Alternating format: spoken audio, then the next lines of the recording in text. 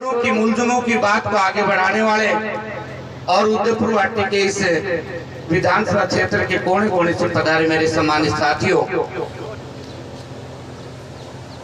काफी देर से सुन रहे थे। हर कोई अपनी बात कह के जा रहा है और हर बात में ताकत और बोझ, हर आदमी विश्वास दे के जा रहा है कि ये सभा, ये राजस्थान का समाज जहां मुझे काम में लेना चाहेगा हम वहीं तैयार हैं। बहुत अच्छी बात। उन समस्त लोगों का भी धन्यवाद और आप पधारे हो, आपका भी आभार। मैं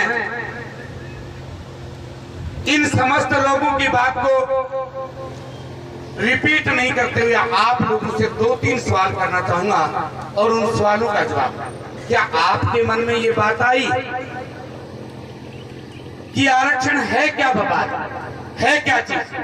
क्या आपने कभी मनन करने की कोशिश करी? हम में से बहुत लोग जानते भी। और आरक्षण की जरूरत इस देश में क्यों पड़ी, शायद इस बात को भी हम ज्यादातर लोग जानते हैं।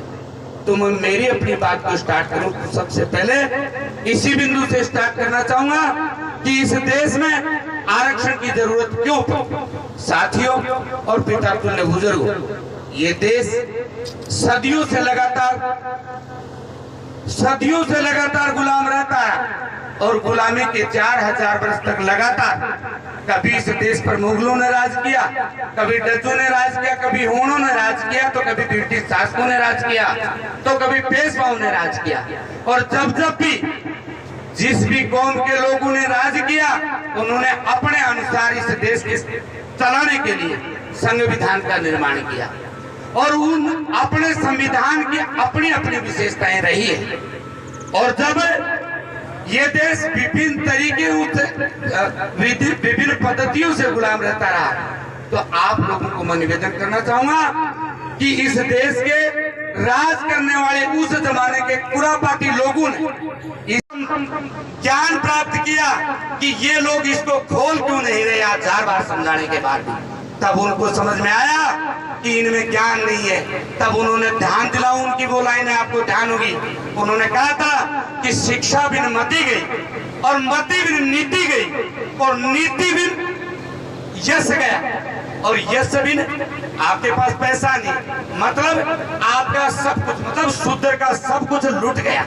इस तरीके की पंक्तियां महात्मा ज्योतिबा फुले ने कही और उन्होंने ठाना कि मुझे मेरे समाज को इन बातों को मनवाने से पहले उनको मानने के लिए, तैयार होने के लिए शिक्षित करना पड़ेगा। तो उन्होंने शिक्षा के क्षेत्र में ये क्रांति लाने का काम किया। अब मैं आपको बीच में कह रहा था, जरूरत क्यों पड़ी? जरूरत इसलिए पड़ी कि इस तरीके की व्यवस्थाएं जब रही तो ये समाज दलित, शोषित और पिछड़े, इनको पढ़ने का, लिखने का हक और अधिकार नहीं था।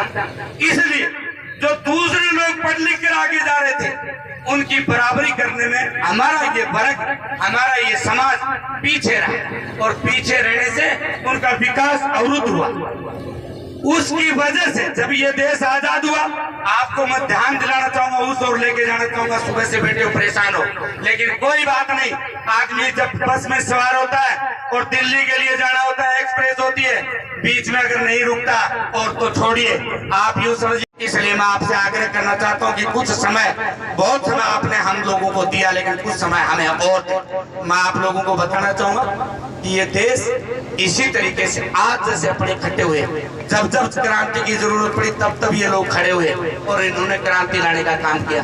साथियों आपको पता होगा इस देश में 3 गोलमेज सम्मेलन इस देश के लिए ब्रिटिश शासकों ने बुलवाए थे। अंतिम पड़ाव गुलामी का इस देश पर ब्रिटिश कि महात्मा ज्योतिबा फुले ने शिक्षा के क्षेत्र में काम किया, लेकिन वो क्यों किया था आपको बताना चाहूंगा। उन्होंने मजबूरी महसूस करी। महात्मा ज्योतिबा फुले सीधा शिक्षा पर काम नहीं करना चाहते थे, बल्कि किस बात पर काम शुरू किया था? महात्मा ज्योतिबा फुले ने इस देश में पड़ी व्यवस्था, शूद्र वर्ग की जातियों के लोगों के पीठ पर झाड़ू बांधा हुआ था कि दिन भर वो लोग चलेंगे तो इनके पांव के निशान दूसरे लोगों, उच्च वर्ग के जातियों के लोगों को दिखने नहीं चाहिए। इसलिए शूद्र वर्ग की जातियों के लोगों को पीठ पर झाड़ू बांधा गया और थूकने के लिए दिन भर थूकते थे तो गले में हांडी बांधी गई थी कि शूद्र वर्ग की जातियों के लोग दिन भर थूकेंगे, दूसरी जगह कहीं थूक देंगे तो उनके थूक में गंदगी होती है, इसलिए एक व्यवस्था थी, कानूनी व्यवस्था। जैसे कि आज की तारीख में आप हक पर अधिकार मांग रहे हो, वैसे उस जमाने की, उस संविधान की वो व्यवस्था थी कि शूद्र वर्ग की जातियों के लोग आंधी में थूकेंगे। इस तरीके की व्यवस्थाओं का विरोध करने के लिए महात्मा ज्योतिबा फुले अपनों के बीच में गए और जाकर उन्होंने कहा कि इस आंधी को उतार के भगा दो।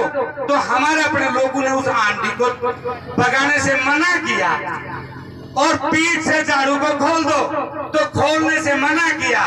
तो महात्मा